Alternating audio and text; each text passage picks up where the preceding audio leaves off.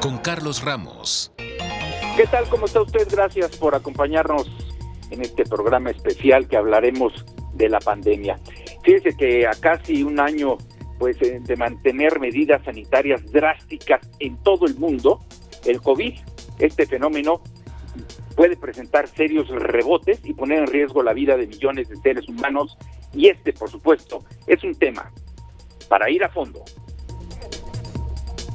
Y bueno, como usted sabe, nuestro programa está estructurado bajo 4 bloques. Uno de ellos, el primero, el bloque 1, será ¿qué falló? ¿Qué es lo que está ocurriendo que se están presentando los rebrotes? Hay países, sobre todo europeos, en donde ya el confinamiento no es voluntario. El confinamiento es un ordenamiento de parte del gobierno a sanciones muy severas y castigos muy fuertes para quien lo violente.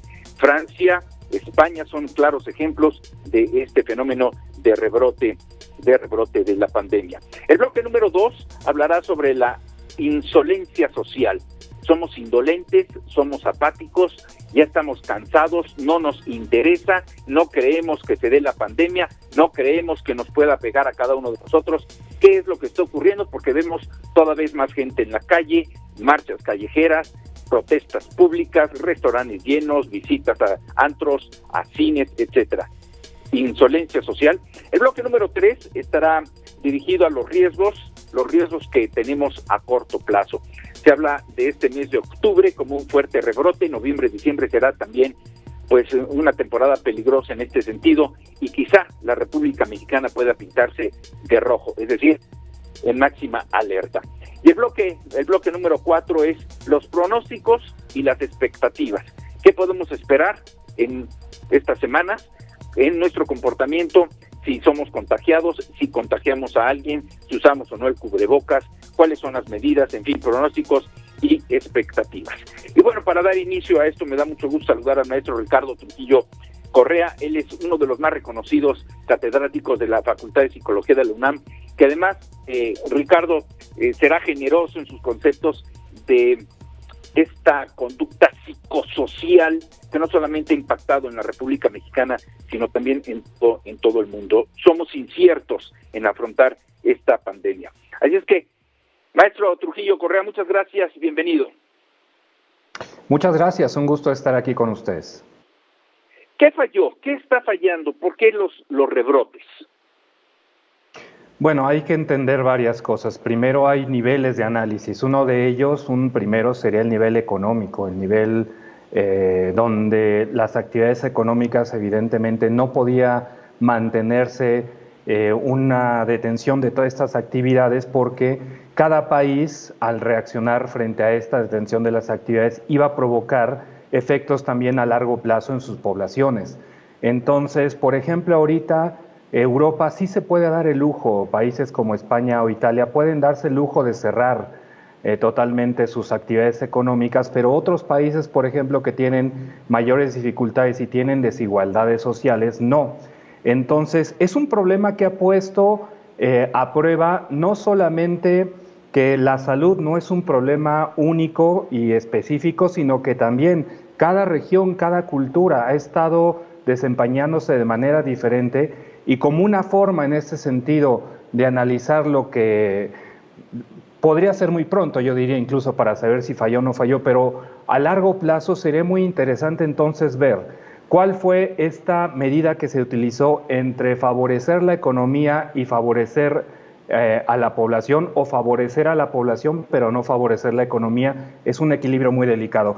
Entonces, desde ese nivel sociocultural, socioeconómico, hay un problema. Hay problema también a nivel cultural. Por supuesto que a nivel cultural nosotros los seres humanos reaccionamos de manera diferente frente a la autoridad. Los mexicanos, por ejemplo, somos particularmente muy especiales en nuestra relación con la autoridad. No solamente también los mexicanos, sino toda aquella cultura que hayan sido conquistados, tienen este juego frente al poder, de una cierta sorna, de una cierta risa, de descreer de lo que aquel que esté en el gobierno nos diga. Por eso entonces necesitamos también reflexionar en ese sentido, cuándo es necesario y cuándo no es necesario escuchar a nuestras autoridades. Y para cerrar este comentario así muy general de inicio, también es cierto que estamos en un ambiente de polarización. Esto lo compartimos con países como por ejemplo España, donde un ambiente de polarización política no está ayudando, dado que estamos intercambiando informaciones confusas, no claras, y esto genera evidentemente que también parte de la población no está bien informada sobre lo que nosotros tendríamos que hacer. Y por supuesto, esto tiene efectos a nivel privado, público y colectivo. Entonces, hay mucho que reflexionar en ese sentido a futuro como sociedad, si realmente es el proyecto de país que queremos y hacia dónde debemos de dirigirnos. A ver, hay dos aspectos muy interesantes, Ricardo. Me mencionaste factores sociales, factores psicológicos, incluso factores económicos, pero no escuché nada sobre la tecnología. La tecnología nos está ayudando a comprender este fenómeno, a rechazarlo o a burlarnos de ellos, como bien lo anticipas con este humor tan mexicano que tenemos. Pero déjame invertir también una aseveración que me acabas de hacer hace unos momentos, de que somos muy... no respetamos a la autoridad. Generalmente quedamos en la sorna, en la burla, en el comentario fácil y demás. Pero en esta ocasión no es al revés, Ricardo, porque vemos que besos y abrazos, salgan a las calles, no pasa nada, estamos en la primera fase de la pandemia, aquí tengo unos crucifijos y unas estampitas que me protegen, no uso el cubrebocas porque soy inmune, ojalá le dé al presidente para que vean que no pasa nada. O sea, ¿no estamos en el sentido inverso? Sí, evidentemente, en este caso hay algo que comentar con respecto a la estrategia de comunicación del gobierno, que no ayuda a esta parte que hablaba yo de la polarización. Por ejemplo, este famoso comentario de la estampita que lo protege, ha sido descontextualizado. Yo, por ejemplo, vi esa conferencia y él ya había terminado su explicación al respecto. Se le hace una pregunta al respecto de cómo el pueblo lo apoya y él saca la estampita para decir, obviamente, en agradecimiento a un regalo que le habían dado.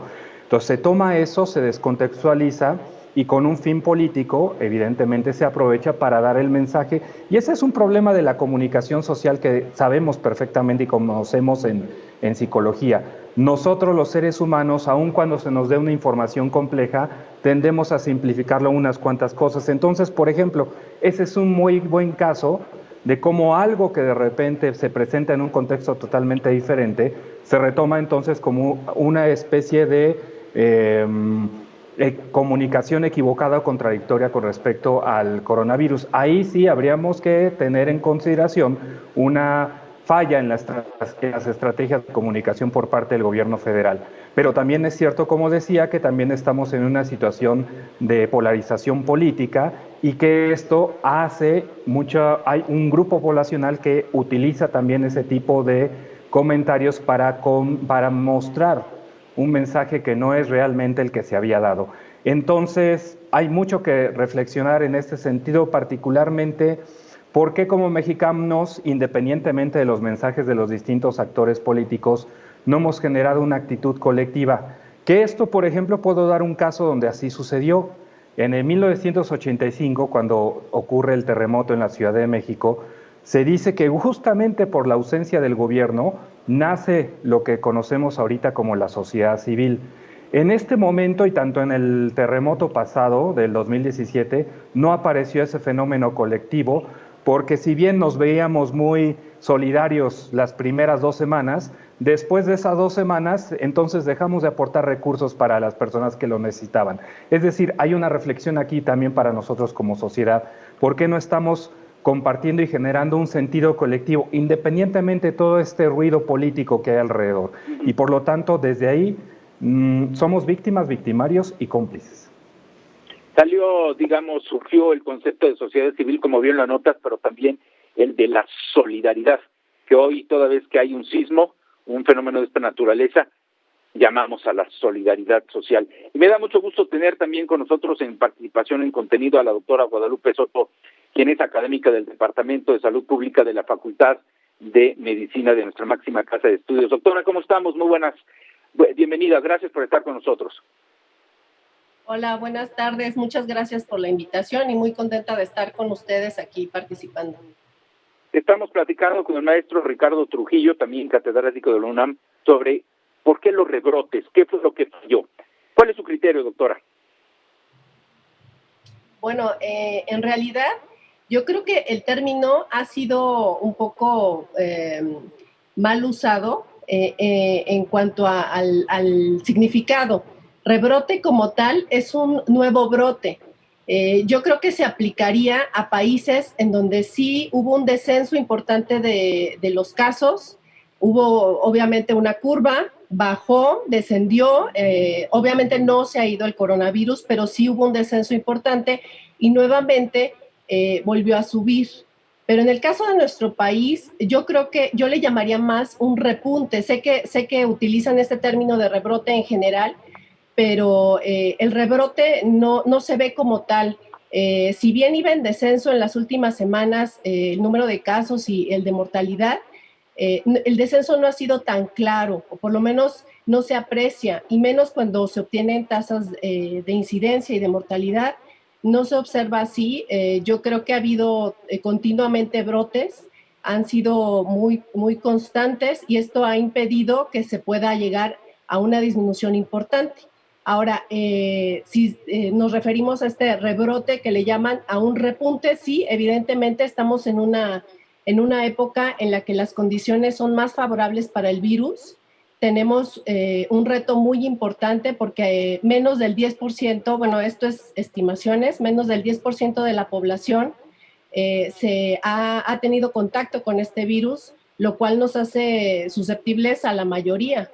Y dadas las condiciones de clima, de humedad y en general todas las condiciones económicas bajo las cuales estamos actuando, pues es de esperarse que se empiecen a incrementar nuevamente los casos. Esperemos que esto no sea tan grande, no sea tan severo, pero sí tenemos que tomar precauciones, tenemos que ser cuidadosos y ahorita estamos viendo el problema en Europa. A nosotros nos tocó el inicio de la pandemia junto con ellos, a todo el hemisferio norte, cuando iniciábamos la primavera. Y esto, a pesar de que fue muy difícil, estábamos previendo que en esta época, si continuaba la pandemia, iba a ser un poco más el incremento por las condiciones en las que se puede transmitir este coronavirus, ¿no? Ahora, estamos, por lo que noto, doctor, estamos enfrentándonos también, y lo decía también el maestro Trujillo, un problema de comunicación y de conceptos. ¿Es repunte o es rebrote? Incluso se hablaba al principio de la pandemia de achatamientos, que nunca llegaron estos achatamientos, y yo recuerdo que el doctor Gatell allá por marzo, abril decía que nunca se permitiría que en este país llegáramos a 60,000 defunciones porque eso sería una tragedia. Voy a mencionar nada más, ya pasando a nuestro segundo bloque, que es la insolencia social. Voy a dar nada más unas cifras que son verdaderamente de espanto. Es decir, el coronavirus o el COVID-19 en este momento suma 1,170,945 muertes en todo el mundo. 1,170,945 muertes en todo el mundo. Hay activos, es decir, gente contagiada, 10,658,544. ¿Qué pasa en México? En México ya sumamos hasta este momento 89,171 muertos. Es decir, la tragedia de los 60,000 ya la rebasamos, ya vamos en 89,171 muertos con 151,037 activos. Bueno, hablando de los mensajes que mucha mención hacía el maestro Ricardo Trujillo, pues primero decían que estábamos inmunes, decíamos que no nos podíamos contagiar. Voy a dar nada más algunos nombres: Mario Delgado, Jacob Polensky, Antolini, Gibran Ramírez, Irmeréndira Sandoval, Zoé Robledo, José Rafael Ojeda, Rocío Nale, Jorge Arganis, Arturo Herrera, Ricardo Sheffield, el titular de Profeco, y ahora nos enteramos que Claudia Sheinbaum también está pues contaminada, no sé si en término, doctora, sea lo correcto, contaminada o contagiada o intoxicada. ¿Hay insolencia, Ricardo, hay insolencia social para el tratamiento de la pandemia? Hay falta de solidaridad en este caso, porque cuando nos preguntan o les preguntamos a los extranjeros cómo nos ven, nos gusta que nos digan que somos personas muy amables, muy alegres, muy divertidas, muy solidarias, y nos quedamos con esa imagen, pero cuando investigamos más a fondo nos damos cuenta que esta solidaridad a veces se extiende únicamente a nivel interpersonal, porque hay distintos niveles de solidaridad. Está la solidaridad individual, la interpersonal, la colectiva y la institucional. Y, por ejemplo, yo creo que este virus, esta pandemia, lo que nos ha mostrado es la falta de solidaridad institucional y colectiva a la que en general los mexicanos hemos estado expuestos, porque esto nos ha mostrado efectivamente cómo los primeros que fueron los afectados fueron los que fueron los que tenían, por ejemplo, trabajos que no tenían una condición social de largo plazo, que no tenían seguridad social. Entonces, muchas de estas inequidades sociales empezaron a aparecer con este coronavirus.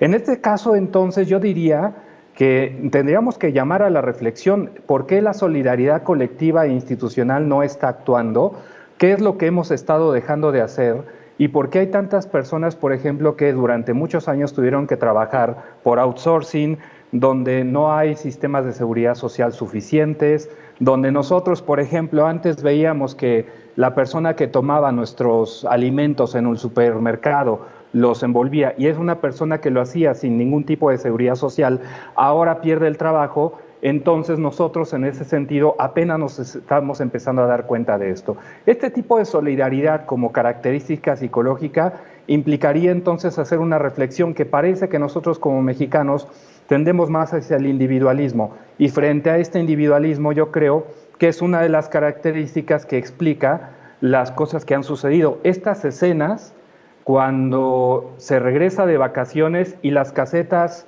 de las autopistas están saturadas de coches, que nos habla que todo el mundo, independientemente de que estemos en pandemia, se fue a vacacionar. Eso habla justamente de que independientemente de las condiciones institucionales y sociales, nosotros no hemos hecho un esfuerzo colectivo para salir adelante como individuos desde lo que nos toca a nosotros.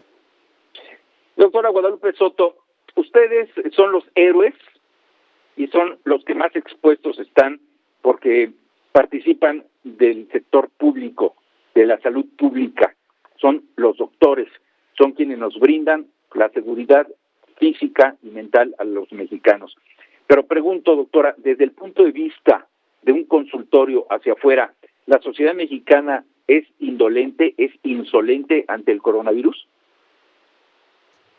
Yo creo que no. En salud pública abordamos los problemas de salud desde un ámbito mucho más grande, desde el nivel micro, que involucra al nivel individual, a nivel genético. Desde el nivel genético habla de susceptibilidad del individuo para padecer una u otra enfermedad, en el caso del coronavirus para complicarse o no, y se habla de sus condiciones, las condiciones en las que vive, pero esto no lo vemos independiente de todo el contexto macropolítico y social que existe en nuestro país.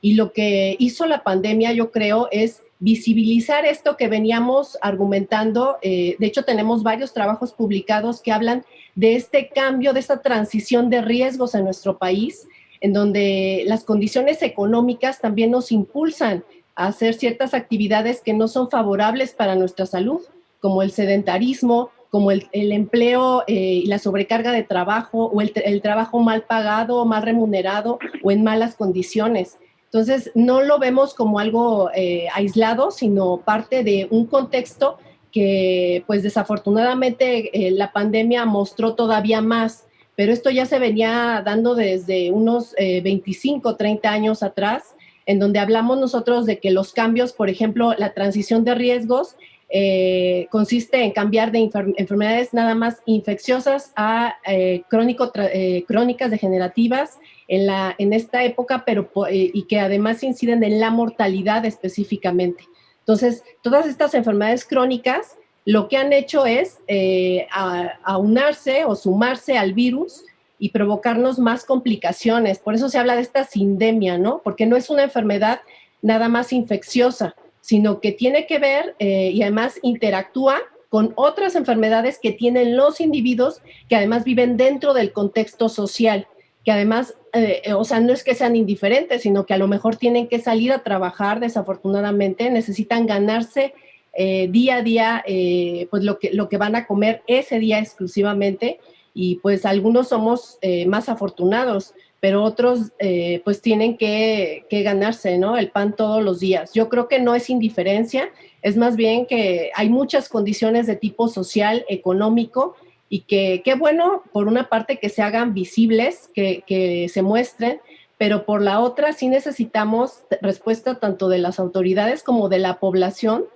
en la que nosotros, pues que nos deje algo, ¿no?, que nos deje aprendizaje esta pandemia, que aprendamos algo de esto y que veamos que tenemos que cambiar el rumbo de muchas cosas. Y bueno, es para la reflexión. A ver, vamos a hacer una pausa, estamos a fondo, vamos a regresar, eso está muy interesante.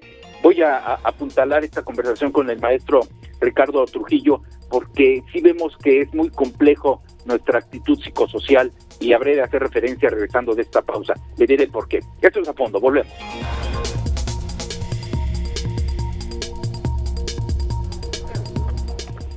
Bien, pues regresamos a fondo. Estamos platicando con la doctora Guadalupe Soto, académica del Departamento de Salud Pública de la Facultad de Medicina de nuestra máxima casa de estudios, y con el maestro Ricardo Trujillo, quien es miembro destacado de la Facultad de Psicología también de la Universidad Nacional Autónoma de México. ¿Cuáles son los riesgos a corto plazo?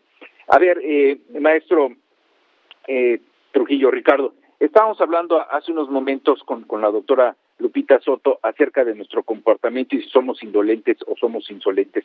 Pero es muy complejo el panorama psicosocial que vivimos, porque no nos habíamos enfrentado así de lleno a un fenómeno, una pandemia tan riesgosa, tan peligrosa, con tantos muertos y que nos puede afectar sin saber a qué hora y cómo.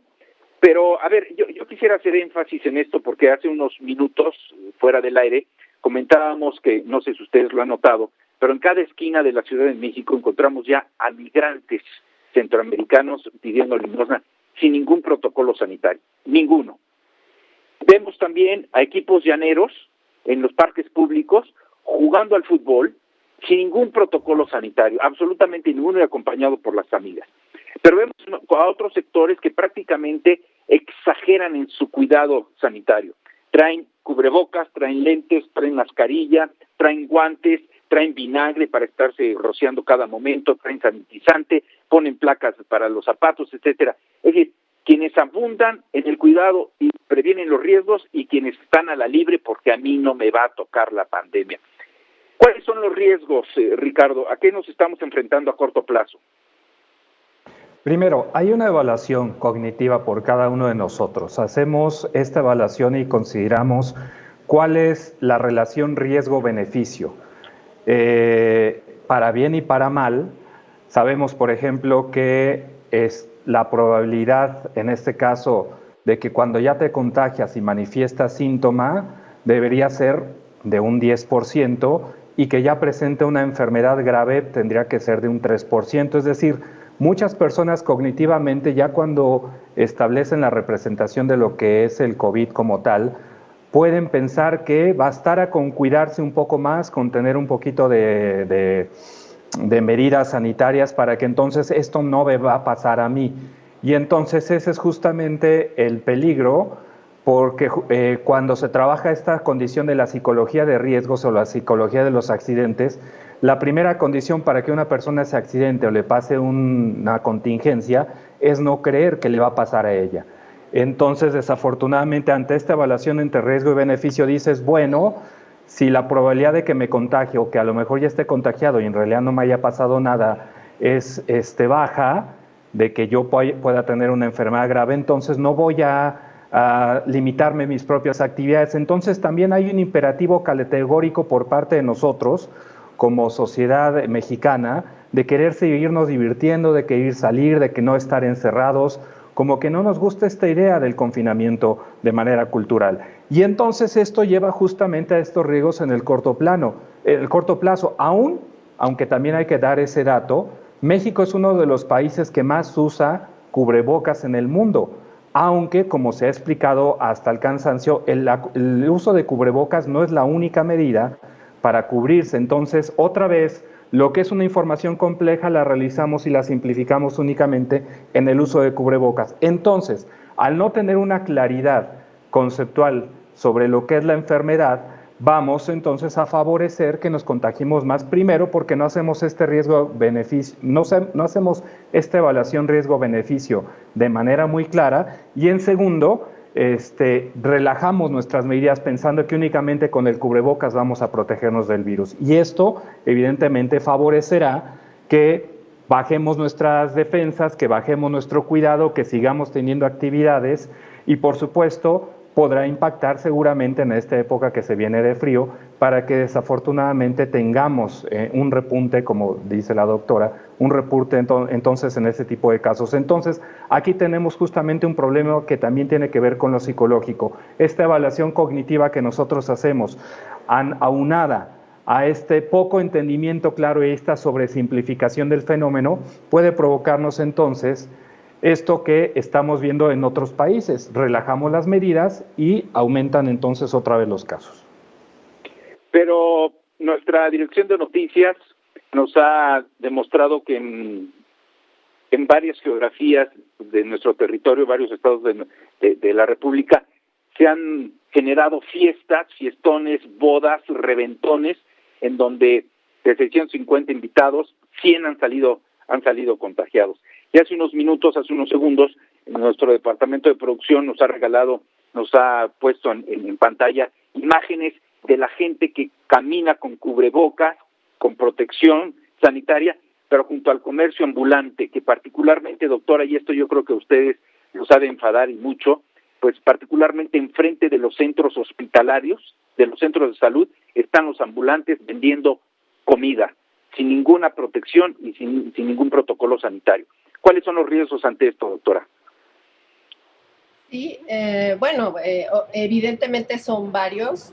Yo creo que es un gran reto convencer o hacer que la gente piense en que esta pandemia no se ha acabado. De hecho, aún con alumnos que están estudiando medicina, hablamos a veces de que familiares de ellos ya no creen que pueda existir riesgo. Entonces, esto se ha alargado mucho, evidentemente es cansado para la población, pero es importante que estén enterados de que ahorita estamos en una época muy crítica. Ahorita realmente vamos a ver hasta dónde puede llegar la transmisión de esta enfermedad, que además tiene un fenómeno muy peculiar, bueno, yo diría, a diferencia de otros eventos de pandemias y de SARS, como el del 2003. En este caso hay un efecto que se llama superdiseminadores. ¿Qué quiere decir esto? Que hay personas, que solo el 10% de las personas son responsables de transmitir al 80% de las personas que se van a enfermar. O sea, son responsables del 80% de los casos que se están dando de coronavirus. Y este fenómeno todavía se está estudiando porque son pocas en realidad y sin embargo se está transmitiendo de manera muy efectiva el virus. La otra es que, a diferencia del SARS-CoV-1, sería, en este caso, los asintomáticos son capaces perfectamente de transmitir la enfermedad, no tienen fiebre, no tienen ningún síntoma y están transmitiendo de manera efectiva. Entonces, a lo mejor se asumen también las personas que están en la calle, se asumen sanas porque no tienen ningún síntoma y están dispersando el virus. Recordemos que el virus se está transmitiendo a través de estos aerosoles que expulsamos al hablar, toser, estornudar y también a través de contaminar objetos con nuestras manos que hayan estado en contacto con secreciones, ya sean nasales, de la boca y que tenemos el riesgo de contagiarnos. Y aunque nosotros no presentemos síntomas, pues somos capaces de transmitirle esta enfermedad a personas que sí van a estar en muy alto riesgo, que a lo mejor tienen diabetes, tienen hipertensión, no tienen alguna otra enfermedad o son embarazadas, que también es un grupo alto de riesgo. Y de verdad es un gran reto. Yo veo, por ejemplo, que en la Ciudad de México se está tratando de informar a la población, de hacerla más consciente, que esa sería una palabra clave, que fuéramos más conscientes del riesgo que estamos presentando ahorita y tomar medidas para evitarlo, ¿no? Estamos a tiempo, ahorita estamos digamos, en una ventana de oportunidad para que este repunte no sea tan grande. Pero ¿cuáles son esas medidas, doctora? Porque, a ver, hagamos una rápida revisión de nuestro comportamiento. Yo recuerdo que al inicio de la pandemia corríamos todos por cubrebocas y se agotaron. Después no entendí nunca por qué. Se acabó el papel de baño, el papel higiénico, se agotó. se lo peleaban, eran carritos en el supermercado llenos de papel higiénico. Ahora ya hay papel higiénico, se acabó el gel, después fue la necesidad del gel, y ahora vemos que la gente está ocupada y preocupada, como sea, por obtener vacunas contra la influenza. ¿Cuáles son las indicaciones, pues? ¿A qué estamos jugando? Sí, bueno, las indicaciones han sido sobre todo las que les llamamos no farmacológicas de salud pública, es lo que tenemos ahorita a disposición, que es el aislamiento social. Eso, insisto, ha demostrado además en varios estudios que es muy efectivo el aislamiento social, las medidas de higiene general, lavarse constantemente las manos, no estar en contacto con personas enfermas o con síntomas, el evitar estornudar, toser, etcétera, pues al aire, sino por eso es importante utilizar el cubrebocas, que tampoco, como decía el otro compañero de la UNAM, mencionaba que no es la única medida y efectivamente en los estudios se ha demostrado que el cubrebocas es efectivo siempre y cuando se apliquen las medidas de lavado de manos frecuente, de aislamiento social. En ese momento también se une, digamos, esta medida a todas las demás que nosotros adoptamos. La vacuna contra la influenza no nos va a proteger contra la COVID-19. Lo que va a hacer es que no exista otro tipo de sindemia aquí, en donde puede haber el virus de la influenza en una persona y luego se agregue, al mismo tiempo se agregue el coronavirus. En este caso, la persona se puede llegar a complicar todavía más, y más aún si es una persona que está dentro de los grupos de riesgo. Entonces, lo que queremos evitar es que aumente todavía más la mortalidad, porque esto evidentemente va a complicar. Entonces, la vacuna del coronavirus todavía está lejos de estarse aplicando. Hay que estar conscientes de que ahorita no es una medida que podamos adoptar, mucho menos pues el tratamiento. Se siguen haciendo protocolos, ensayos clínicos para demostrar si algún medicamento tiene efectividad, pero hasta el momento no se ha demostrado un tratamiento realmente efectivo, antiviral, que pueda combatir al virus. Entonces, ahorita las medidas de protección son esas, más yo agregaría las del contexto, o sea, tratar de llevar una buena alimentación, una alimentación saludable. Recordemos que nuestra primera defensa ahorita contra la enfermedad es nuestro sistema inmune, y si nuestro sistema inmune está débil, pues entonces vamos a tener más riesgo de complicarnos, más riesgo de que este virus invada pulmones, invada a nivel multiorgánico y que nos pueda causar un problema severo. Ricardo, maestro, ¿cuáles serían entonces los pronósticos y las expectativas? Porque vemos que ahora para muchos incluso ya el cubrebocas es un síntoma de moda. Traemos la figura que nos gusta, traemos el logotipo que queremos, al partido de fútbol que le vamos, en fin, ya es un síntoma de qué bonito cubrebocas traes. Pero, ¿cuáles son los pronósticos y las expectativas? Muchos apuestan a que en menos de un mes en México ya sobrepasamos los 100,000 fallecimientos. ¿Qué nos espera? Bueno, también hay que entender algo, que este fenómeno fue inédito y no solamente tomó por sorpresa a las autoridades de este país, sino tomó por sorpresa a las autoridades del mundo, y el comportamiento de la información se ha ido modificando con respecto, no es lo mismo de lo que sabemos en marzo a lo que sabemos hoy en día. Entonces, no tenemos claro en este caso, y tan es así que muchos países más avanzados como nosotros no han podido controlar esta epidemia. Entonces, lo que vamos a ver, obviamente, es mantener este proceso de normalización. Lo que va a seguir sucediendo es que nos vamos a ir habituando y acostumbrando más. Yo me acuerdo que me preguntaban mucho en marzo qué era lo que iba a pasar, cómo íbamos a sobrevivir. La gente creía que íbamos a estar en estrés eternamente ahora a partir de marzo del 2020, pero lo que se iba a dar y lo esperado era procesos de normalización, donde ahora los comportamientos que nosotros realizamos, que antes los veíamos como ajenos, los vemos ahora como normales. Voy a dar un ejemplo muy simple. Hace un año, un poco más de un año y medio, yo estaba en Moscú y entonces veo que una persona de ahí, un ruso, estornuda así abiertamente en el metro. Nadie reaccionó más que yo, porque yo estuve en la epidemia del 2009 y entonces por esa forma de haber vivido ese momento me quedé preocupado y dije, ¿por qué este señor no se está tapando la boca? Por lo menos utiliza su codo para estornudar. Es decir, en ese momento para los moscovitas no era algo extraño y ajeno. mientras que para nosotros ya lo teníamos más normalizado. Entonces lo que vamos a ver es esta conducta de imitación.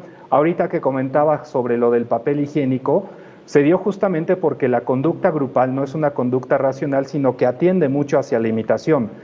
No importa, no tengo razón para qué tener papel del baño en exceso en mi casa, pero como estoy viendo que la gente lo está haciendo, es una conducta muy común que nosotros realizamos, que es hacer lo que la grupalidad hace, independientemente que tenga sentido o no para nosotros, lo que le llamamos el famoso fenómeno del cardumen.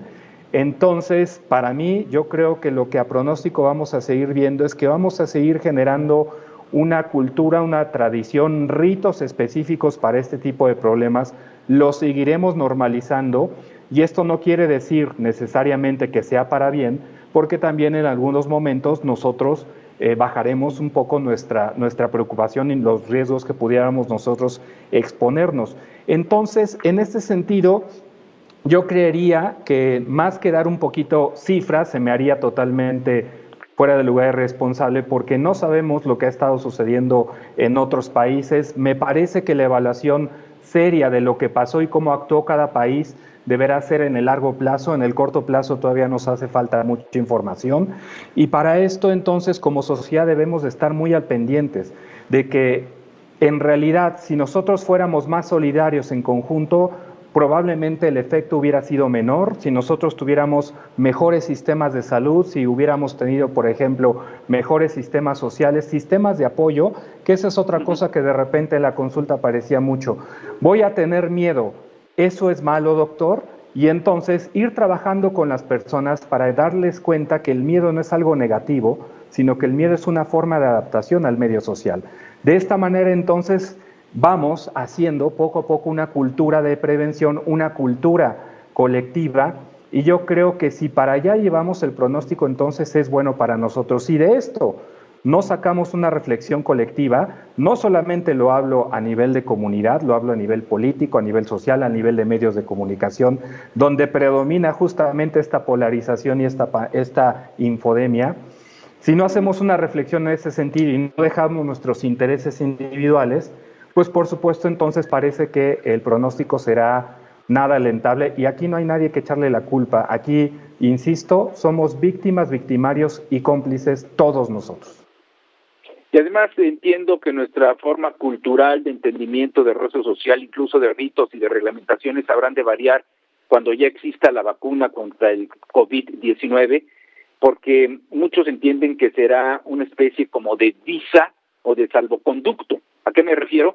A que si queremos abordar un avión, junto al pasaporte nos van a pedir un certificado de vacuna. No estás vacunado, no subes. Estás vacunado, para adentro. Igual en centros comerciales, en las filas de los bancos, va a ser el que está vacunado con certificado y el que no está vacunado segregado para afuera. Doctora, para concluir este espacio de pronósticos y expectativas, como especialista, como académica, como investigadora de la UNAM, ¿qué le podría decir a nuestro auditorio que todavía es escéptico, que es incrédulo y dice, no, esta es una trampa del señor Sorgos y de Xi Jinping de China para modificar los mercados internacionales, para enriquecer a las grandes farmacéuticas a costa de nuestro engaño? ¿Es cierto o no es cierta esta pandemia? Bueno, más allá de las teorías conspirativas que puedan ocurrir, creo que ya es evidente, o sea, ya nadie puede negar que existe esta pandemia, de donde haya venido, porque pues eso también está todavía en estudio, falta caracterizar varios eventos, entonces todavía estamos analizando esta parte, pero es importante darnos cuenta que incluso personas que desconocían o que rechazaban la existencia del virus, pues se han enfrentado a la enfermedad y se han enfrentado a la muerte. Entonces, ya antes decían, no, pues es que no conozco a nadie que tenga la enfermedad. Ahora creo que sí, la mayoría de nosotros ya conocemos gente que ya se ha infectado, que incluso ha muerto, desafortunadamente. Es correcto. En el ámbito médico tenemos varios compañeros que desafortunadamente hemos perdido en el camino. Y bueno, es algo que ya no podemos negar. Yo entiendo que al principio había escepticismo y había desconocimiento, pero ahorita, a varios meses ya de que inició la pandemia, tenemos que ya asumir que existe y además no dejarnos llevar por esta infodemia. es muy importante consultar las fuentes oficiales. Insisto, está la Secretaría de Salud, que en todo momento pues ha insistido en dar a conocer pues la información que tiene a la mano. Hacer caso a organizaciones como la Organización Mundial de la Salud y bueno, también comentarles que es información científica, es información que se basa en evidencia científica y que además lleva ciertos protocolos.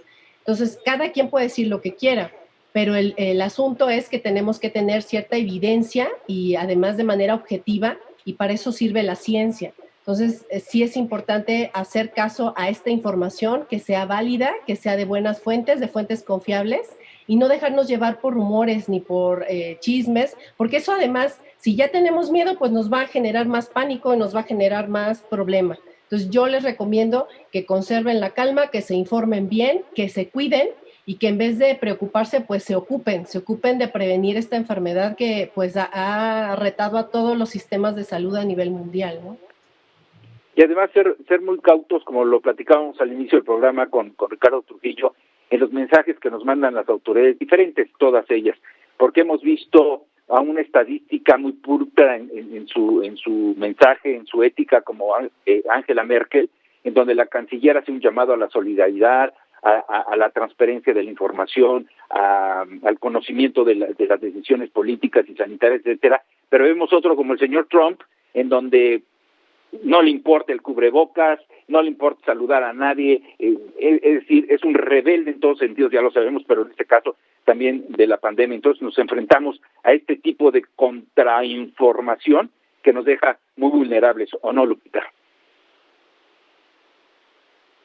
Sí, o sea, sin duda, pero tanto Angela Merkel como el señor Trump, Donald Trump, pues no son autoridades en salud. Entonces hay que tener cuidado con de dónde agarramos la información, porque sí, bueno, ustedes mismos lo han dicho, a lo mejor en la Secretaría de Salud también se han dado contradicciones y esto pues no es que justifique, pero a veces también se tienen que dar, porque estamos sobre la pandemia, estamos trabajando sobre esto.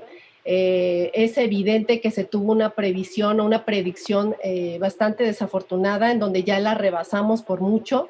El pico que se supone que se iba a dar en abril-mayo, pues se dio hasta julio, más o menos, junio-julio, y esta apertura de las actividades, pues sí dio todavía, digamos, un extra a la epidemia, porque al abrir actividades, pues obviamente la transmisión continúa.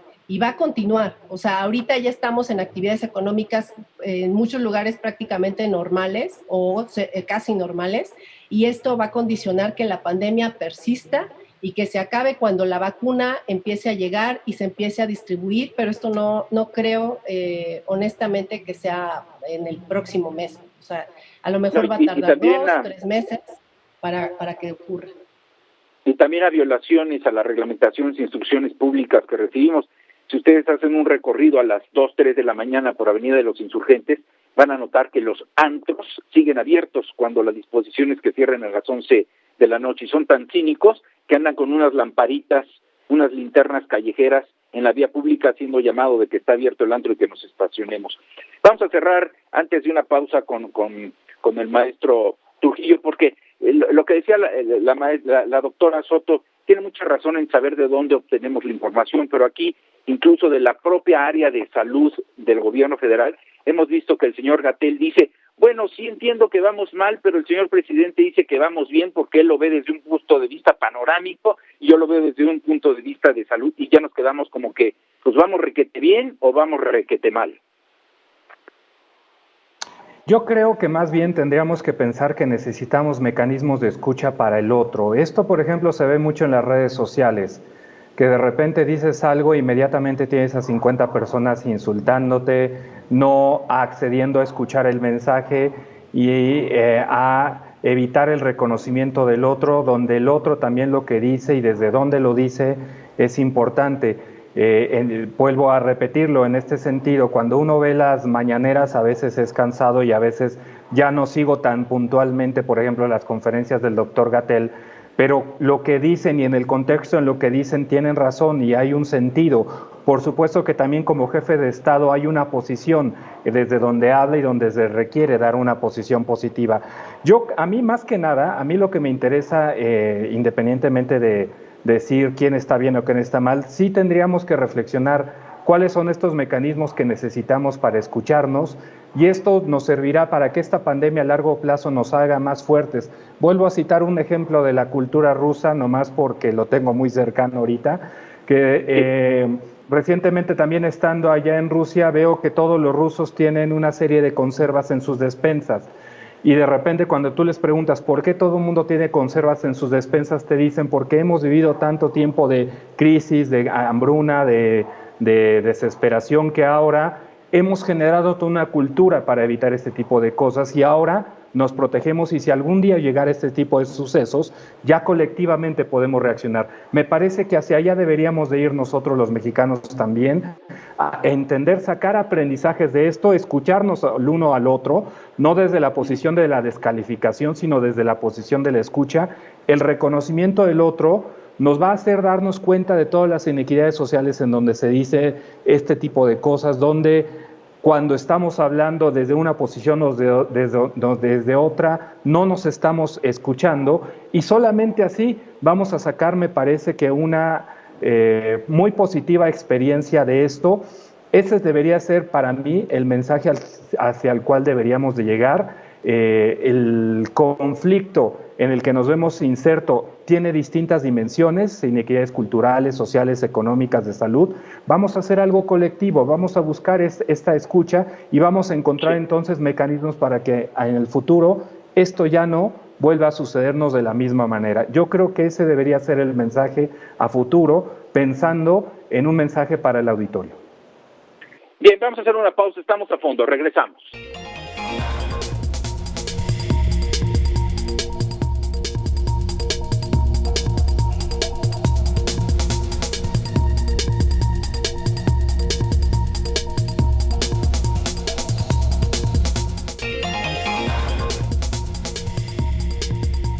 Bien, tenemos que despedir esta muy interesante conversación y yo quisiera pedirle a la doctora Soto y al maestro Trujillo una conclusión, si es que puede haber, en 30 segundos. Empezamos con las damas. Doctora Guadalupe Soto, 30 segundos, por favor.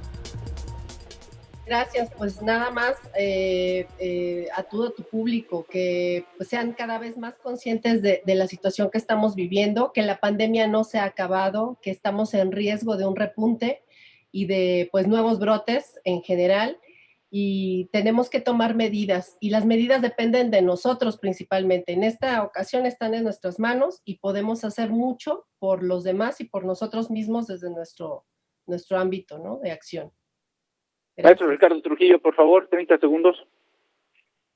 Pues hay que aumentar la escucha al otro, debemos de dejar de descalificar, de dejar de polarizar desde las posiciones que sean, derecha e izquierda. Donde hay marginación social, no hay solidaridad, y para cerrar podría decir que también donde hay individualismo, hay enfermedad mental, como ya había descubierto Durkheim.